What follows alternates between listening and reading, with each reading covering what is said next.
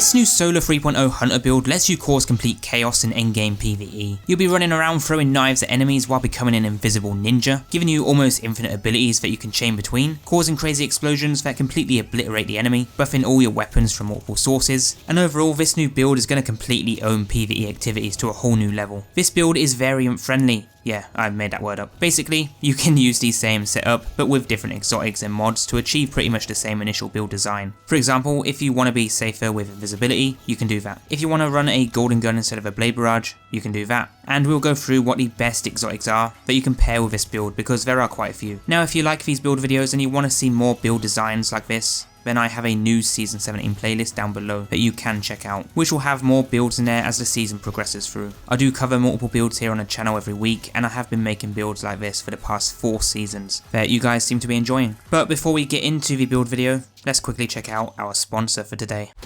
This video is sponsored by Raid Shadow Legends. Raid is one of the best role-playing games out there that brings a true console-level experience, but to your mobile device. With a ton of quests, challenges, and campaign missions to complete, you can develop your team with over 600 different champions to use, all with special abilities and hundreds of artifacts to use in battle to help aid you in your fight against the dangerous forces that await outside your walls. Now, Raid has some insane champions, and one of them I like is the Royal Guard. With nearly 8,000 reviews and part of the High Elves faction, Royal Guard is an epic champion blessed with a powerful ability that scales damage based on the enemy's max HP, allowing him to melt enemies to the ground instantly with his lethal attacks while applying debuffs simultaneously. This champion is no joke, but it doesn't end there. Raid are continuously adding new champions and updates on a regular basis, with their new latest champion, Eriana, a brand new legendary champion from the High Elves faction, which is available right now up until July 20th. One of the strongest support champions in the entire game that can carry your team through the hardest challenges that Raid has ever seen.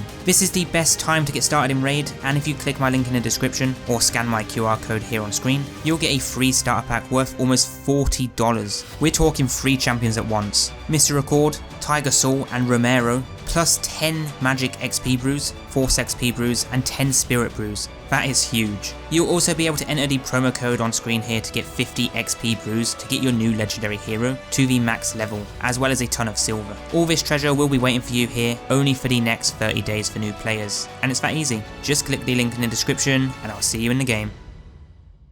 Okay, so getting back into the build video, and by the way, I have to say at first, I wasn't a big fan of Solo 3.0, but to be honest, I'm starting to enjoy it a lot more now. Although I do still prefer Void, but Solo 3.0 can give you some seriously broken healing effects. Now with this new Hunter build, we're not going to go the crazy healing route. You can, but for this build, we're going to make this build slightly more interesting. So the way this build works is you'll first use your dodge to become Radiant. This will buff your damage, then you'll throw a knife at the enemy, ideally getting a headshot. This will spawn 3 solar elemental wells while making you invisible. At the same time, you'll get the healing effect, a charged explosive ready to use, you'll instantly recharge your knife and your dodge, and you'll also get a bigger bonus to weapon damage when picking up those 3 solar elemental wells, while also recharging your grenade if used, as well as giving you a little health regeneration on top. This, guys, has to be one of the most interesting builds I've ever made. The fact that you can go invisible, chain in between your abilities, and still get in the healing effects from the Assassin's Cowl is just so good. Now, taking this into endgame PvE is going to be a bit harder to use, but it's honestly really effective. The one downside to using this build, regardless of you being in easy or harder content, is that if you miss with your knife and you're not Radiant, then you're going to have to wait for that to recharge normally. But this setup, the way it is, can really save you if you need that health and invis. Just throw a knife across the map and hope for the best. No, but seriously though,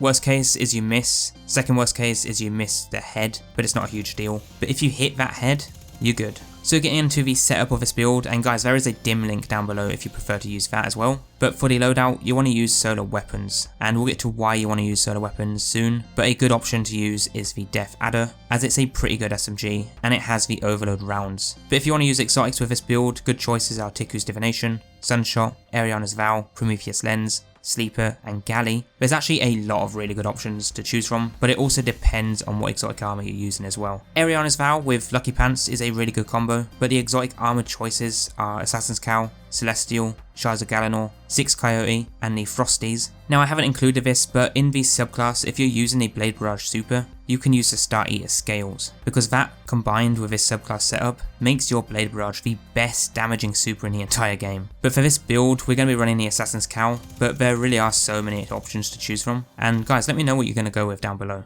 So subclass, we're going with the Blade Barrage. We're going to use the new dodge to become Radiant, which will boost our damage, this throwing knife to recharge our dodge when getting a headshot, and then the solar grenades. Now you can go with healing grenades, although with the aspect that we're using, you might end up throwing an explosive on yourself instead of a healing grenade, so yeah, definitely not talking from experience there. But the aspects are knock 'em down, TLDR, makes supers OP, and being Radiant gives infinite knives if you don't miss. Gunpowder Gamble lets you charge and throw an explosive, pretty good for ag clearing, sort of like a mini remote Warmind cell. Fragments we have are Ember of Singeing for when we screw up with our abilities, Ember of Solace for increased radiant effects, and Ember of Benevolence for increased ability regen when applying the radiant effects. The exotic is Assassin's Cowl, powered knife kills grant invisibility, health and shields, as well as finishers. Really good exotic to use on all subclasses, but as I said earlier, you can use so many different exotics, it's completely up to you and how you want this build to feel. The mods we have are Bountiful Wells to stack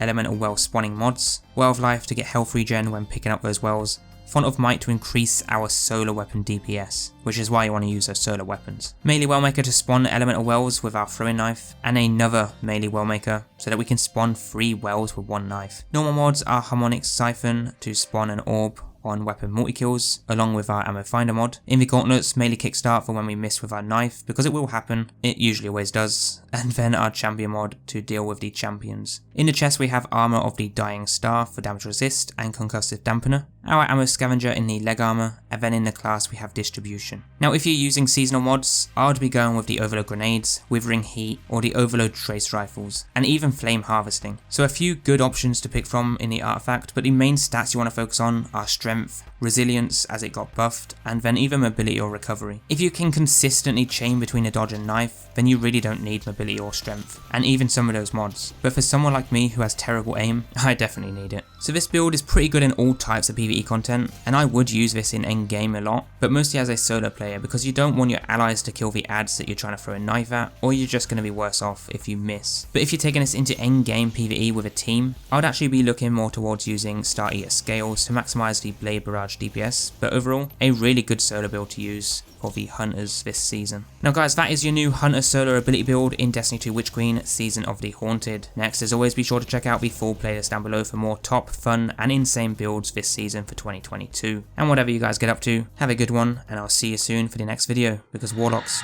you're next.